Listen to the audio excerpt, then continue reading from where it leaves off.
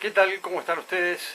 Hoy en una nueva charla de calidad, producción, tecnología asociada a la fabricación.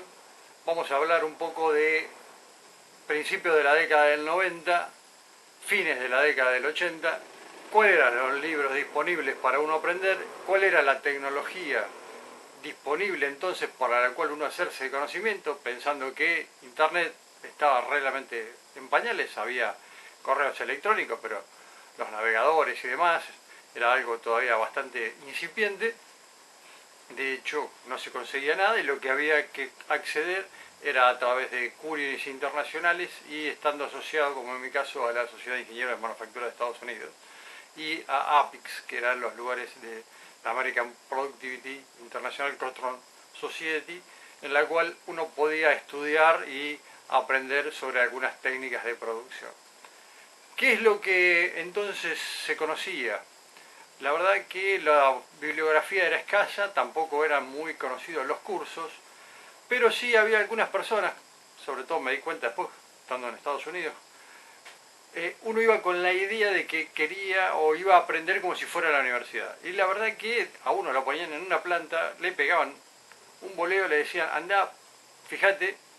¿Por qué? Porque cada una de las personas que te tenían que enseñar, los sensei, digamos, tenían varios profesionales o jóvenes profesionales a cargo. Y si vos le ibas a preguntar cada rato, el tipo no le iba a alcanzar nunca el tiempo para hacer sus cosas, porque tenía que hacer sus cosas y además cuidar a los chicos como nosotros. Entonces te decían andar, relevar el proceso, todo bolazo, pero en definitiva eso de estar bastante tiempo en la planta lo hacía uno que la cabeza pensara por sí mismo.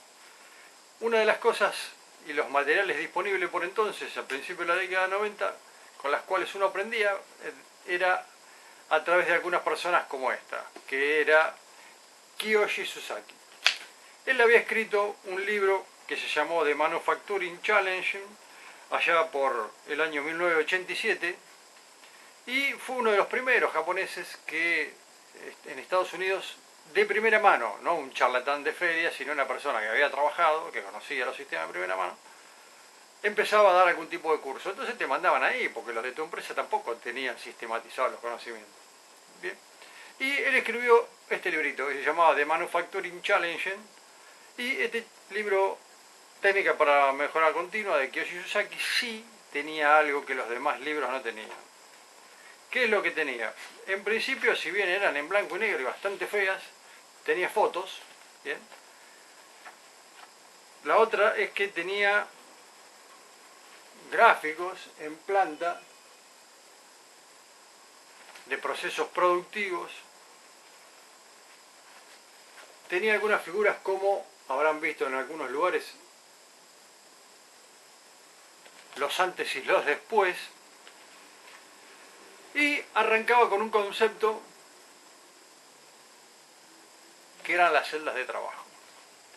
Que mucho se hablaba, pero la verdad que todos los demás lo decían de boquilla, pero ninguno lo había practicado. Esta persona, bien, Kiyoshi Sasaki, sí, de él aprendimos muchos.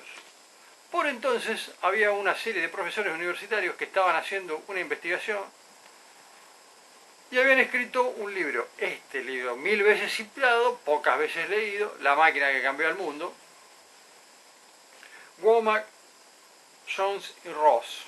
Al pobre Ross lo han dejado en el olvido, pero fue uno de los que participó. Está lleno de estadísticas, de comparaciones a nivel industrial, hace referencia al sistema de producción Toyota, y fue el que después con los años sería citado 1.000 veces, porque los occidentales se tenían que dar algún tipo de crédito, al menos de haber estudiado cómo eran las prácticas japonesas, no por haber desarrollado nada. Este grupo de profesores con el tiempo serían los fundadores del Instituto Lin. Ahora bien, si uno estaba con eso, y habíamos dicho que Taiichi Ohno en el video anterior decía que había que estudiar el sistema Ford, ¿de dónde estudié yo?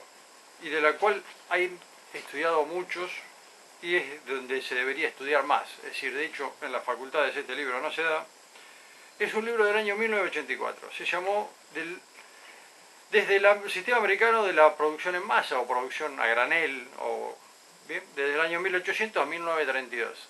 Este librito. Este es el libro que debería leerse desde el primer año de la facultad. Está en inglés, por desgracia, para aquellos que no dominan o no dominamos muy bien el inglés, pero que se lee muy fácilmente, y hace todo un raconto desde donde arrancó la producción en masa de los primeros fusiles,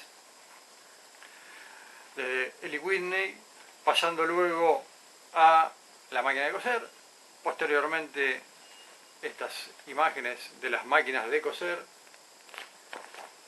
se pasó a algo que fue de gran desarrollo, la máquina de coser. No había industria como ahora, es decir, cada uno se tenía que hacer su propia ropa, la conocida máquina Singer. Se saltó a la segunda parte, que fue el desarrollo incipiente de lo que sería la industria del mueble. ¿Por qué? Porque las máquinas de coser se ponían dentro de un mueble, porque era como un ornamento más dentro de una casa.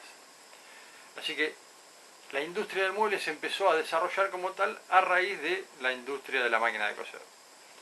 Independientemente de que hubiera carpinteros y artesanos que las hacían. Otra de las cosas que recoge el libro es la bicicleta.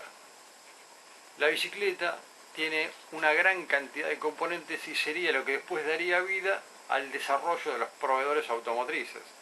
Se empezó con la soldadura, se empezó con los rayos, se empezó con las llantas, se empezó con la pintura y con los asientos. Y no podían hacer una empresa todo, así que se empezó con el tema de los terceros.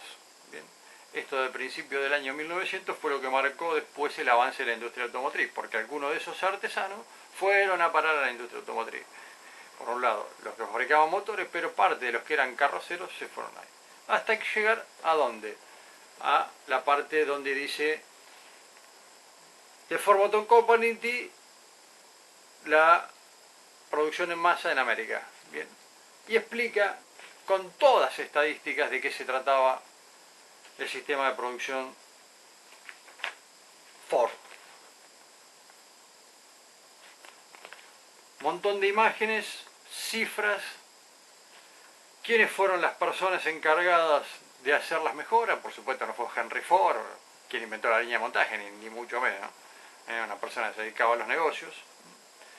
Y hay un montón de imágenes de las distintas fábricas de Ford, hasta cómo llegar después a otro sistema de manufactura flexible. Así que si quieren leer, saber bien de qué se trata el tema de fabricación, más allá de los libros de Toyota, si el maestro de todo, que fue Taiichi Ohno, nos recomendaba leer a Ford, si Taiichi Ohno decía que hay que leer a Ford, el mejor libro para arrancar leyendo a Ford es leer este libro de historia. Nos vemos la próxima, espero que les haya gustado. Acá abajo vamos a dejar una serie de links para acceder a las notas. Dale like si te gustó y nos estamos viendo.